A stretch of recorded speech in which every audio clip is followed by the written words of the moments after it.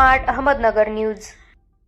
गावठी कट्टा विक्री करण्याच्या उद्देशाने शहरात हॉटेल थापरींजवळ आलेल्या 2 आरोपी स्थानिक गुन्हे शाखेच्या पथकाने पकडून आरोपीकडून 1 गावठी कट्टा व काडतूस जप्त करण्याची कारवाई केली आहे। वरिष्ठ पोलीस अधिकाऱ्यांच्या सूचनेनुसार स्थानिक गुन्हे शाखेचे पथक अवैध अग्निशस्त्रे बाळगणारे इसमांची माहिती घेत असताना दिनांक 4 एप्रिल रोजी पथकास बातमीदारामार्फत माहिती कळाली की इसम नामे राजेंद्र ससाने राहणार जामखेड त्याच्या साथीदारासह गावठी कट्टा विक्री करण्यासाठी अहमदनगरमध्ये आला असून सध्या हॉटेल थापरींजवळ तारकपूर येथे असल्याची माहिती मिळाली। पथकाने मिळालेल्या माहितीवरून हॉटेल थापरीन तारकपूर येथे जाऊन संशयित इसमांचा शोध घेऊन राजेंद्र बाळू ससाने वय 27, अमोल उर्फ युवराज साहेबराव ढावरे वय 28, दोन्ही राहणार नायगाव, तालुका जामखेड, जिल्हा अहमदनगर यांनी ताब्यात घेतले। पंचांसमक्ष आरोपीकडून 30,000 रुपये किमतीचा 1 गावठी पिस्टल, 1,000 रुपये किमतीचा त्यात 1 जिवंत काडतूस, 25,000 रुपये किमतीचा